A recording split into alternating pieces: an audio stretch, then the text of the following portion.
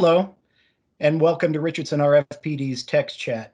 I'm Kirk Barton, Field Application Engineer for the Energy and Power Business Unit of Richardson RFPD. And today I'm talking with Ryan Schnell, Product Application Engineer for Analog Devices, Inc. And we will be discussing gate driver drive strength. Hey, Ryan, so if somebody is currently using a silicon device, IGBT or MOSFET, and they're looking to migrate to a wide bandgap semiconductor such as silicon carbide or GaN, what are some of the things that they should pay attention to when selecting a gate driver based on the gate drive requirements for those devices? Thanks for the question, Kirk. So I want to start by saying, why do you need a gate driver at all? There's three main points that a gate driver brings to a system. It's voltage level shifting, so that you can get the gate voltages correct for whatever device you're driving. For gallium nitride, if you're going into a direct gate system, it's usually around 5 or 6 volts. And then for silicon carbide, it's around 15 to 18. And you can even go negative in some drives. You also need the gate driver for charging and discharging the system. And really, you need to charge and discharge quickly, so you really need to bring some drive strength to the gate driver. In these pictures, I have two different turn-on events of MOSFETs. On the leftmost, we have the MOSFET being driven by a standard GPIO pin, so something not typically with a very high gate drive strength. On the right side, we have an ADUM 4121, and it's able to drive the system much faster. You can see by the purple trace that the gate voltage gets up to the required voltage much faster. Why do we care about switching transition? Well, faster switching means lower losses. This allows for a much smaller IV triangle or a power triangle. When you're trying to switch a switch off or on, there's always overlap between the current and the voltage. As the current and voltage are overlapping before either of them get down to essentially zero, if you multiply the components out, you get some power loss within each switching transition. The faster this transition occurs, the smaller that power triangle or IV triangle is. For traditional silicon IGBTs or silicon MOSFETs, they're much slower in edge transition, and silicon carbide and gallium nitride allow much faster edge transitions, allowing you to get much smaller switching losses within the system. In the bottom left here, we have a basic diagram of what a gate driver kind of looks like inside. There's two switches, an on switch to turn your gate on, and a switch that discharges the gate or turns it off.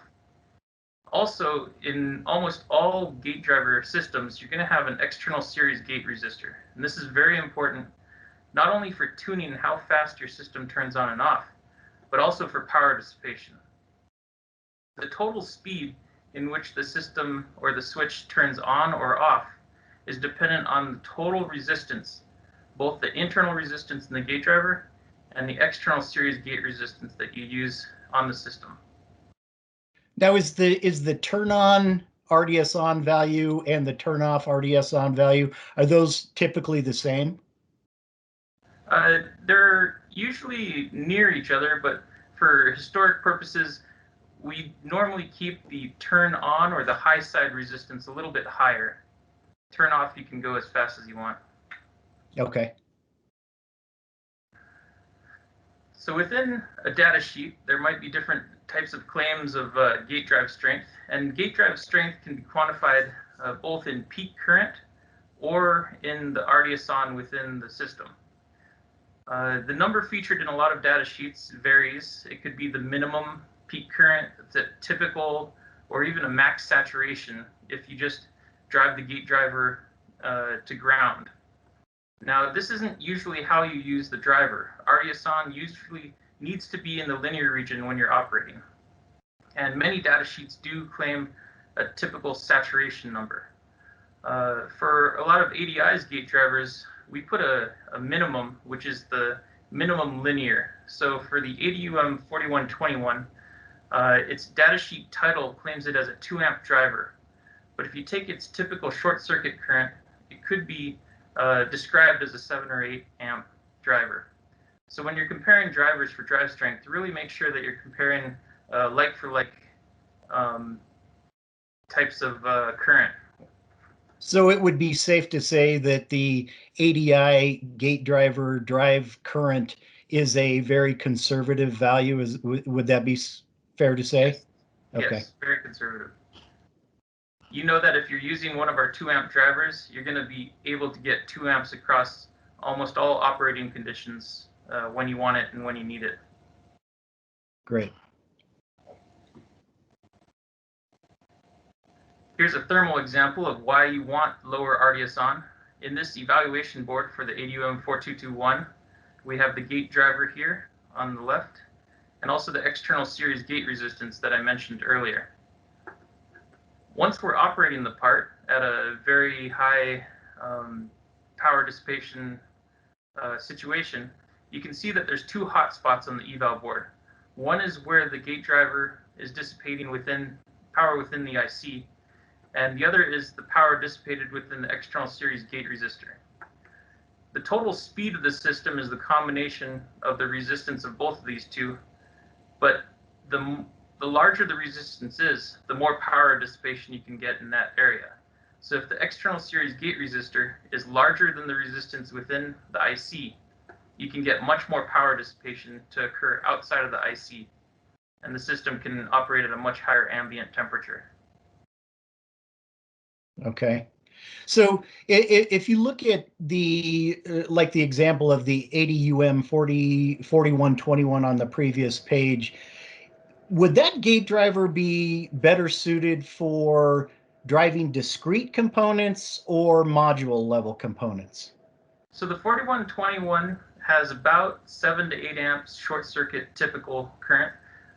That's getting in the drive strength territory of modules, but the 4121 only brings with it a internal Miller clamp, so it's classed as one of the simple gate drivers.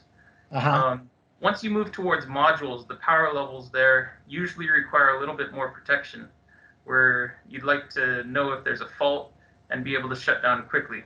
So the 4121 is more targeted at discrete silicon carbide, gallium nitride, or even traditional silicon MOSFET devices. Okay. But it sounds like that it could be considered if a smaller module, perhaps, that didn't require all the protection features. Okay, yeah, great. Or you do your protection features externally. Okay. 4121 strong enough. Yep. Okay, good, good. Okay, anything else you wanted to add, Ryan? No, that's it.